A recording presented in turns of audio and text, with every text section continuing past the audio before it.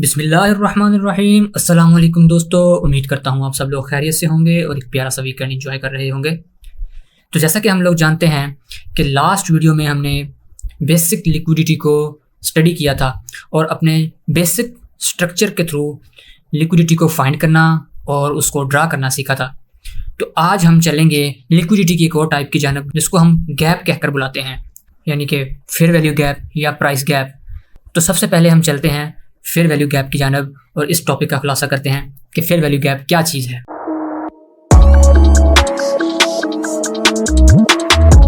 तो fair value gap का सबसे पहला पॉइंट ये है, मार्केट ने एक कैंडल बाय की लगाई, उसके बाद दूसरी कैंडल बाय की लगती है और तीसरी कैंडल लगती है। पहली कैंडल की विक्स और तीसरी कैंडल की विक्स के दरमियान बनने वाले गैप को हम फेयर वैल्यू गैप कहते हैं।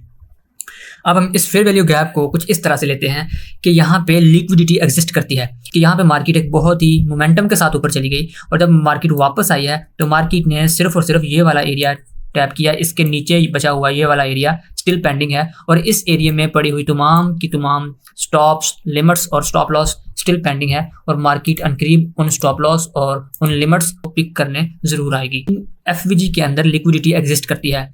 दूसरे पॉइंट की तरफ चलते हैं।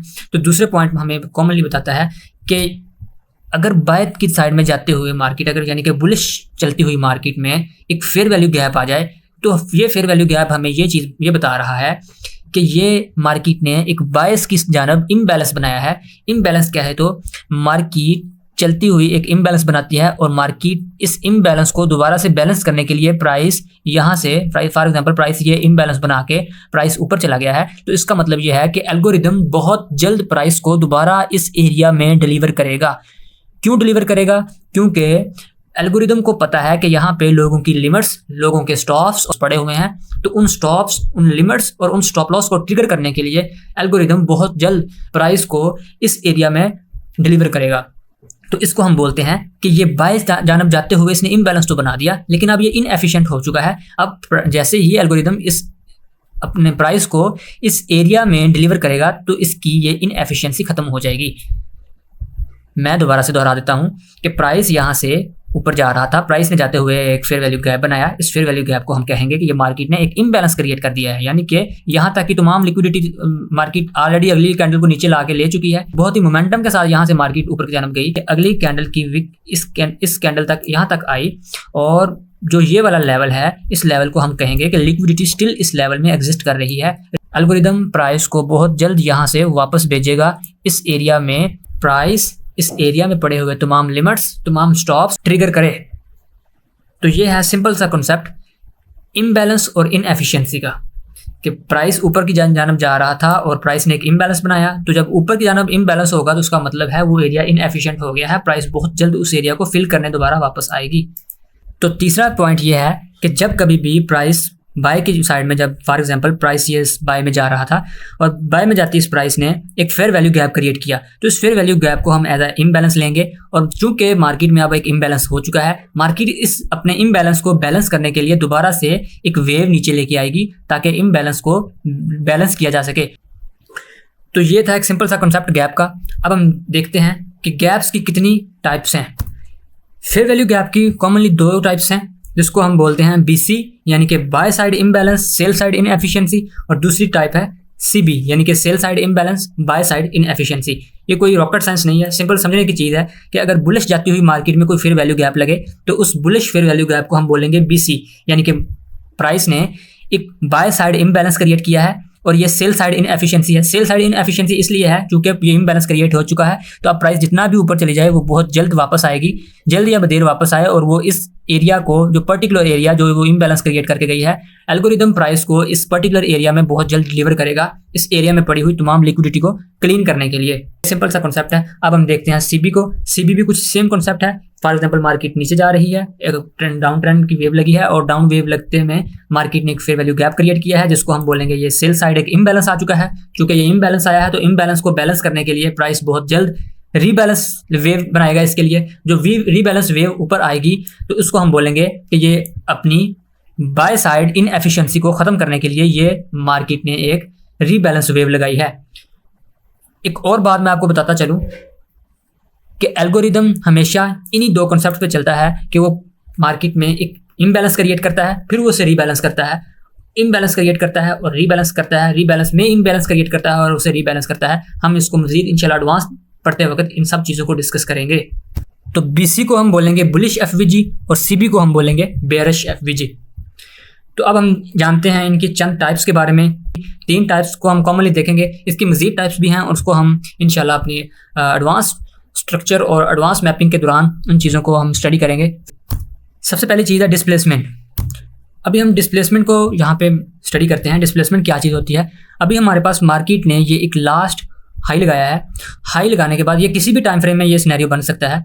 फॉर एग्जांपल, अगर मार्केट H4 में हो या मार्केट M1 में हो, ये price is a fractal. Algorithm हमेशा फ्रैक्टल चलता है। फ्रैक्टल का मतलब ये है कि एल्गोरिदम जो चीज़ें M1 में डिलीवर करेगा वही चीज़ें वो H4 पे या डेली टाइम फ्रेम पे या मंथली टाइम फ्रेम पे वो सेम चीज़ें डिलीवर करेगा।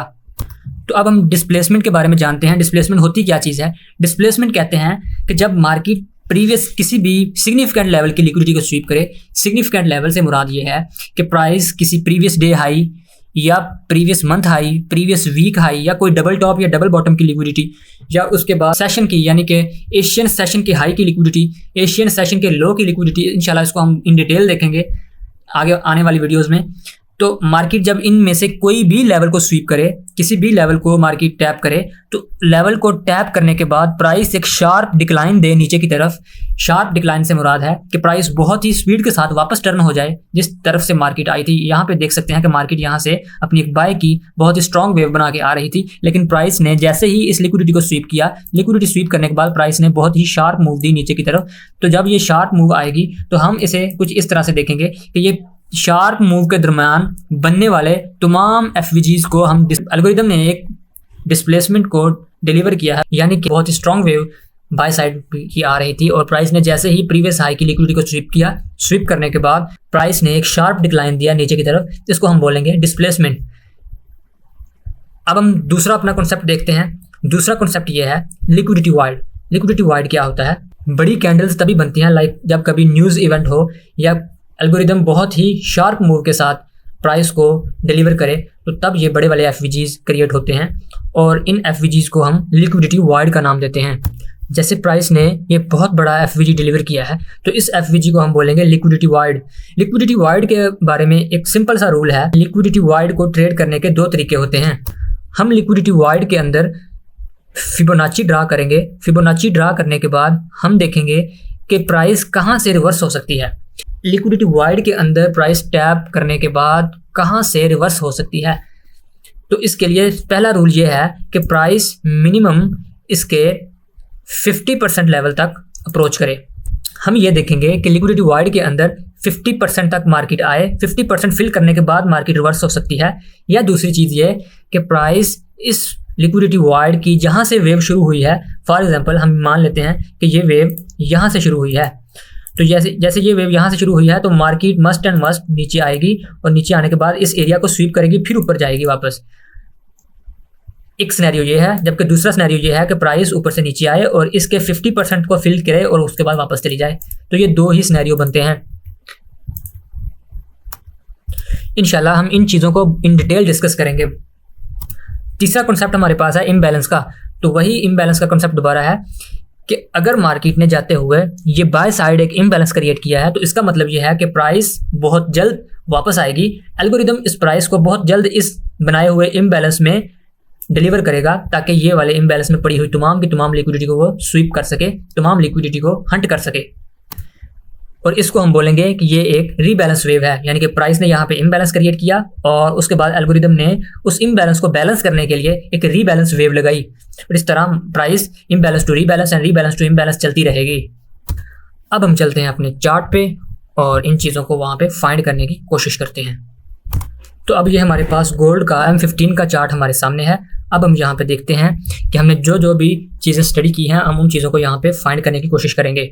सबसे पहली चीज़ हमने ये डिस्कस की थी कि CB और BC क्या चीज़ होती है। CB यानी कि sell side imbalance, by side inefficiency. तो यहाँ पे मार्केट ने एक सेल साइड इम्बैलेंस क्रिएट किया है, यानी कि प्राइस जब ऊपर की तरफ से लिक्विडिटी स्वीप करने के बाद, या जैसे भी प्राइस एक नीचे की तरफ अपनी वेव लगा रही थी, वेव लगाते वक्त प्राइस ने यहाँ पे एक सेल साइड इम्बैलेंस क्रिएट किया। तो जब यहाँ पे सेल साइड इम्बैलेंस क्रिएट हो चुका है, तो अब हम ये देखेंगे कि यहाँ पे चूंकि एक इम्बैलेंस लग चुका है, तो प्राइस बहुत जल्द इस इम्बैलेंस को बैलेंस करने के लिए एल्गोरिदम प्राइस को इस इम्बैलेंस के अंदर टैप करवाएगा, ताकि ये वाली तमाम की तमाम लिक्विडिटी को हंट कर सके। इम्बैलेंस को स्वीप करने के लिए जो वेव लगेगी, हम उससे बोलेंगे कि ये रीबैलेंस वेव है, यानी कि इम्बैलेंस को बैलेंस करने के लिए एल्गोरिदम ने प्राइस को इम्बैलेंस में डिलीवर किया, और ये इस तरह रीबैलेंस करते हुए इम्बैलेंस रीबैलेंस हो गया। इन चीज़ों को ज़्यादा कम्प्लेक्स मत कीजिए, बस यही समझ लेना कि प्राइस एक इम्बैलेंस क्रिएट करती है और उसको बैलेंस करती है दोबारा से एक रीबैलेंस वेव के साथ। इम्बैलेंस से रीबैलेंस और रीबैलेंस से इम्बैलेंस, प्राइस इसी साइकिल में चलती है। अब इसके बाद दूसरा हम सीबी यानी कि sell side imbalance by side inefficiency देख लेते हैं। ये प्राइस जाती हुई सेल साइड इम्बैलेंस क्रिएट करती गई और बहुत जल्द उसको दोबारा से बैलेंस करने के लिए प्राइस ने इन इनएफिशिएंट एरियाज़ को बैलेंस करने के लिए प्राइस ने दोबारा से इन एरियाज़ में टैप किया और ये इम्बैलेंस को उसने बैलेंस कर दिया। ये थी सीबी की यानी कि sell side imbalance by side inefficiency यानी कि बेरिश एफवीजी की एग्जांपल्स। अब हम देखते हैं बुलिश एफवीजी की एग्जांपल्स। तो जैसा कि आपके सामने एक ये और दूसरा ये दो एफवीजीज पड़े हुए हैं, हम इन दोनों एफवीजीज को मार्क कर लेते हैं। पहला एफवीजी ये, जबकि दूसरा एफवीजी ये। तो ये दोनों को दोनों हम इनको बोलेंगे कि ये मार्केट ने बाय साइड इम्बैलेंस या जबकि सेल साइड इनएफिशिएंसी क्रिएट कर रखी है। तो इसका मतलब ये हुआ कि अब प्राइस ने यहाँ पे एक इम्बैलेंस बना दिया है। इस इम्बैलेंस को फिल करने के लिए प्राइस बहुत जल्द इन एरियाज़ को टैप करेगी। तो प्राइस ने जैसे ही ये वाला इम्बैलेंस बनाया यानी कि by side imbalance sell side inefficiency, और दूसरा प्राइस ने ये वाला बाय साइड इम्बैलेंस जबकि सेल साइड इनएफिशिएंसी बनाया, तो इसका मतलब ये था कि ये दोनों बीसी हैं यानी कि बुलिश फेयर वैल्यू गैप है। प्राइस ने इम्बैलेंस क्रिएट कर दिया है। प्राइस बहुत जल्द इनएफिशिएंसी यानी कि इन एरियाज़ को दोबारा से बैलेंस करने के लिए दोबारा से इन एरियाज़ में टैप करेगी। तो ये सिंपल से कॉन्सेप्ट थे बीसी और सीबी यानी कि बुलिश फेयर वैल्यू गैप और बेरिश फेयर वैल्यू गैप के और इम्बैलेंस के। अब हम चलते हैं डिस्प्लेसमेंट को समझने के लिए, जो हमने दूसरी चीज़ डिस्कस की थी। अब हम अपने डिस्प्लेसमेंट वाले कॉन्सेप्ट को समझने की कोशिश करते हैं। अब हम देख सकते हैं कि यहाँ पे प्राइस ने डबल टॉप, या आप इसको यानी कि प्राइस ने एक बार, दो बार, तीन बार, चार बार और पांच बार इस वाले एरिया को हिट किया है। जैसे कि हमने पिछली वीडियो में इसको जिक्र किया था कि ज़रूरी नहीं है कि एक ही एरिया हो, प्राइस उसमें से 2-4 पिप का फासला भी हो सकता है प्राइस का। तो यहाँ पे जो प्राइस बार बार एक ही एरिया को टैप कर रहा है, तो इसका मतलब है यहाँ पे हैवी लिक्विडिटी जनरेट हो चुकी है। इसको हम एज अ रेजिस्टेंस कह सकते हैं, डबल या ट्रिपल टॉप कह सकते हैं। प्राइस ने इस एरिया पे लिक्विडिटी जनरेट की। लिक्विडिटी जनरेट करने के बाद इस लिक्विडिटी पे रेड हुई। रेड होने के बाद बहुत ही शार्प डिक्लाइन आया, जिसको हमने SD के नेम से लिखा था कि यहाँ पे शार्प डिक्लाइन आया। शार्प डिक्लाइन आते वक्त प्राइस ने यहाँ पे एफवीजीज बनाए। अगर हम यहाँ पे M1 पे इस वाली पर्टिकुलर वेव का ब्रेक डाउन करें, तो यहाँ पे हमें कई एफवीजीज नज़र आएंगे। यहाँ पे डिस्प्लेसमेंट क्रिएट हो गई है। अब हम देखते हैं लिक्विडिटी वाइड का कॉन्सेप्ट। यहाँ से ऊपर जाते वक्त प्राइस ने ये एक फेयर वैल्यू गैप क्रिएट किया। चूँकि ये बहुत बड़ा फेयर वैल्यू गैप है, तो इसको हम अब नाम देंगे लिक्विडिटी वाइड का। तो जैसे ही प्राइस ने ये लिक्विडिटी वाइड क्रिएट किया, अब हमारे पास सिनेरियो इसमें वो सिंपल सा रूल हम इसमें अप्लाई करेंगे कि इसमें हम फिबोनाची ड्रा करके देखेंगे कि फिबोनाची का 50% कहाँ पे आता है, यानी कि इस फेयर वैल्यू गैप का 50% कहाँ पे बनता है। या तो प्राइस उस 50% को फिल करने के बाद वापस चली जाएगी, या फिर प्राइस इस पूरी की पूरी जहाँ से ये वेव शुरू हुई है, ये वेव शुरू हुई है इस लेवल से, या इस लेवल को भी कह सकते हैं क्योंकि ये सेल की एक कैंडल लगी है, तो यहाँ से ये वेव ब्रेक हो गई और दोबारा से यहाँ से एक नई वेव शुरू हुई। तो अब हम कह सकते हैं कि प्राइस या तो इस पूरी वेव को स्वीप करेगा या इसके 50% को फिल करने के बाद वापस हो जाएगा। जैसे कि आप लोग देख सकते हैं कि प्राइस ने यहाँ से नीचे आते हुए इसकी पूरी की पूरी वेव को, ये वेव यहाँ से शुरू हुई थी, तो इसकी वेव को प्राइस ने पूरा स्वीप किया। स्वीप करने के बाद फिर प्राइस ने अपनी वापसी ली। तो ये था सिंपल सा कॉन्सेप्ट लिक्विडिटी वाइड का। तो अब हमारा अगला टॉपिक है premium and discount areas. Premium and discount areas को हम कुछ इस तरह से डिफाइन करते हैं कि फॉर एग्जांपल अगर एक वेव बाय की जा रही है, अगर मार्केट बाय ट्रेंड में जा रही है, तो मार्केट को हम कब बाय करेंगे, हम प्राइस किस लेवल पे हो तब हम कहेंगे कि हाँ ये अब रेट ऐसा रेट आ चुका है कि अब हमें इसको बाय कर लेना चाहिए। या अगर फॉर एग्जांपल प्राइस को अब किसी पर्टिकुलर किसी भी पेयर को या किसी भी स्टॉक को हम बेचना चाहते हैं तो हम किस लेवल पे बेचें, उसके लिए हमें प्रीमियम एंड डिस्काउंट एरियाज़ का पता होना बहुत ज़रूरी है। तो चलते हैं अपने इस टॉपिक की जानब और देखते हैं कि सबसे पहले अगर पहला पॉइंट इसका ये है कि अगर वेव ऊपर जा रही है, अगर मार्केट ऊपर की तरफ जा रही है, मैं यहाँ छोटी सी एग्जांपल देता हूँ। फॉर एग्जांपल अगर मार्केट ये ऊपर की तरफ जा रही है तो मार्केट ने जब ये वेव लगाई है, ये वाली वेव, तो अब हम इस वेव में देखेंगे कि कितनी रिट्रेसमेंट होनी चाहिए कि हम वहाँ से बाय करें। तो बाय की वेव में हमने यहाँ से लेके, जहाँ से वेव शुरू हुई है वहाँ से लेके और ऊपर के लेवल तक हम ये देखते हैं कि हमारी वेव में ये पहली बाय की कैंडल जो लगी थी लास्ट, उसको मार्केट ने 2 रेड कैंडल लगा के स्वीप करके नीचे क्लोजिंग दे दिया है। हमारा क्राइटेरिया फिल हो गया है हायर लो बनने के लिए। अब अगर मार्केट यहाँ से ऊपर वापस चली जाती है तो हमारे लिए ये प्रॉपर हायर लो कंफर्म हो गया, लेकिन हम यहाँ से बाय नहीं करेंगे क्योंकि हम एक ऐसे मेथड के थ्रू बाय करेंगे कि जब हमें नजर आएगा कि हाँ अब इसका लेवल इतना सस्ता हो चुका है, अब प्राइस का रेट, अब इस पर्टिकुलर कोट का रेट जो हम स्टॉक को जिसको हम ट्रेड कर रहे हैं उस करेंसी पेयर या कमोडिटी या स्टॉक का रेट इतना सस्ता हो चुका है कि अब हम उसे बाय कर सकते हैं। हम यहाँ पे फिबोनाची ड्रा करेंगे। फिबोनाची ड्रा करने के बाद हम देखते हैं कि 50% से नीचे के लेवल को हम मार्क करके रख लेंगे। ये इसका 50% का लेवल आ गया और 50% के लेवल को हम बोलते हैं इक्विलिब्रियम का लेवल, और इक्विलिब्रियम के लेवल से नीचे से हम इसको बाय करेंगे। इसको हम बोलेंगे ये डिस्काउंटेड प्राइस है, ये सस्ते दामों में हमें ये स्टॉक मिल रहा है तो हम इसको बाय करेंगे। हमेशा याद रखें, हमने हमेशा चीज़ को बाय तब करना है जब वो डिस्काउंटेड प्राइस पे होगी, हमने उसको सेल तब करना है जब वो महंगी यानी कि एक्सपेंसिव यानी कि प्रीमियम एरिया में होगी। तो 50% से ऊपर का एरिया प्रीमियम कहलाएगा, 50% से नीचे का एरिया डिस्काउंटेड प्राइस कहलाएगी। तो ये एक सिंपल सा रूल था। पूरी वेव के ऊपर अपनी फिबोनाची ड्रा करेंगे, 50% से नीचे के लेवल से बाय करेंगे, 50% से ऊपर के लेवल से सेल करेंगे। और अगर हम मजीद इसकी गहराई में जाना चाहें तो हम देखेंगे हमारे पास एक लेवल होता है जिसको हम बोलते हैं OTE लेवल। तो ये हमारे पास आ गया OTE लेवल। OTE लेवल का मतलब होता है ऑप्टिमम ट्रेड एंट्री लेवल, यानी कि फिबोनाची का 61 से लेके 79% तक, कभी कभी इसको 50 से भी 79% का, इस तमाम एरिया भी हम OTE लेवल कह लेते हैं, लेकिन एक्चुअली में 61 से 79 तक का एरिया कॉमनली हम इसको OTE लेवल कहते हैं। इसका मतलब ये होता है कि मार्केट यहाँ से इस लेवल में आए तो यहाँ से जो भी एंट्री हमें मिलेगी वो परफेक्ट काम करेगी, वो परफेक्ट वर्क करेगी और वो मार्केट वापस अपनी डायरेक्शन में चली जाएगी। लेकिन एंट्री का मेथड हमारा परफेक्ट होना चाहिए। एंट्री का क्राइटेरिया हमारा वो होना चाहिए जो कि प्रॉपर तरीके से यूज़ होता है, जिसको हम इंशाल्लाह नेक्स्ट वीडियो में डिफाइन करने की कोशिश करेंगे। तो अब हम चलते हैं इन कॉन्सेप्ट्स को अपने चार्ट पे फाइंड करने के लिए और इसे यूज़ करने के लिए कि कैसे यूज़ कर सकते हैं।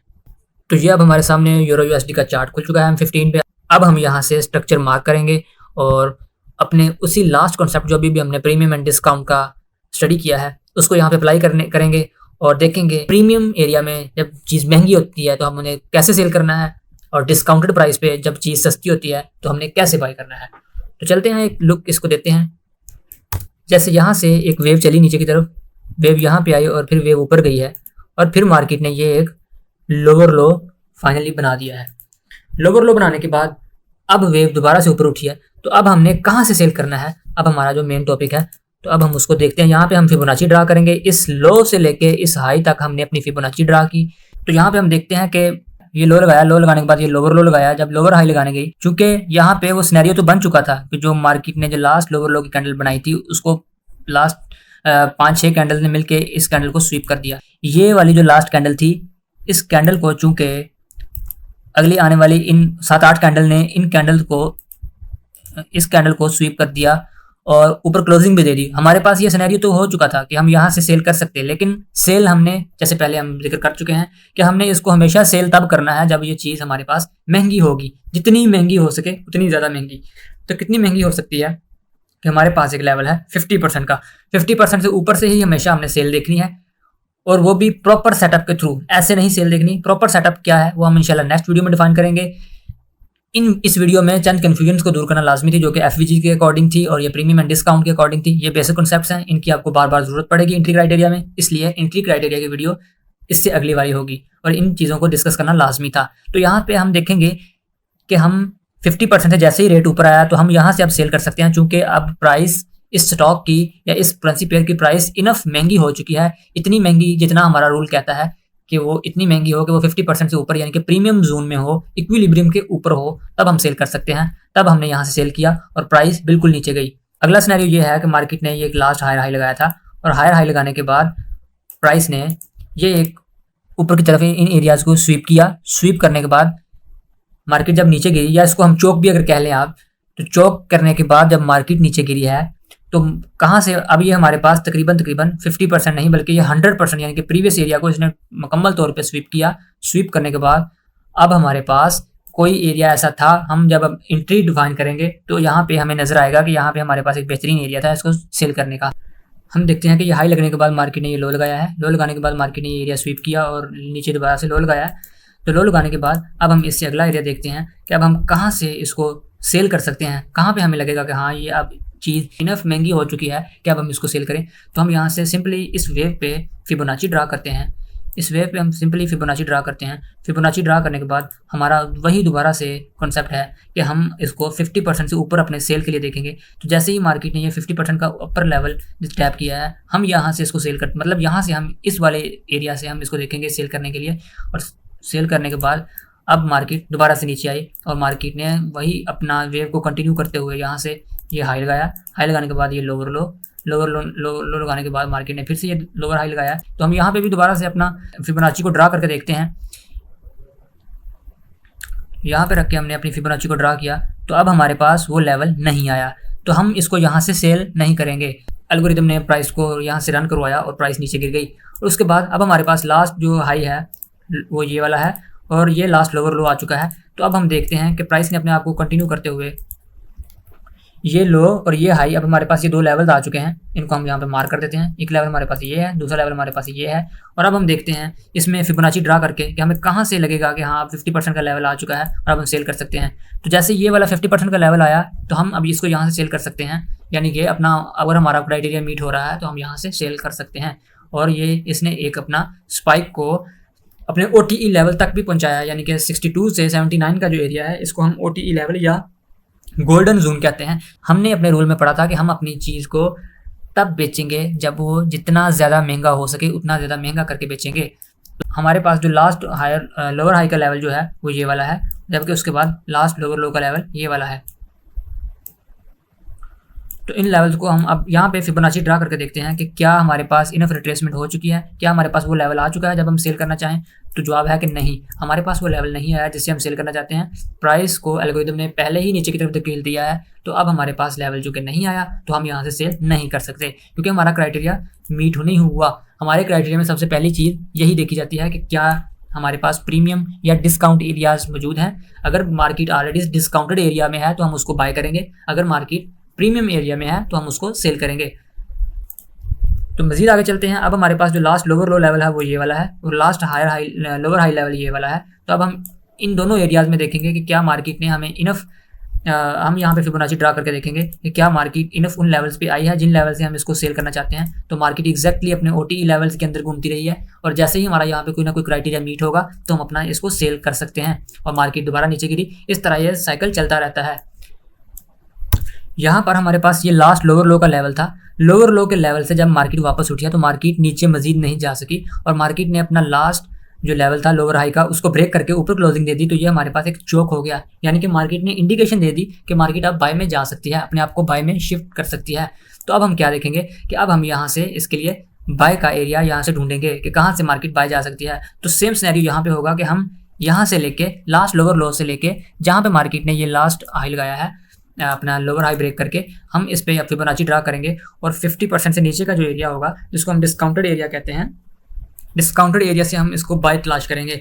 और एग्जैक्टली मार्केट अपने OTE लेवल के अंदर आई है, यानी कि 62 से 79 ये बहुत ही हाई प्रोबेबिलिटी एरिया होता है। एल्गोरिदम प्राइस को अक्सर यहीं से रिवर्स करता है।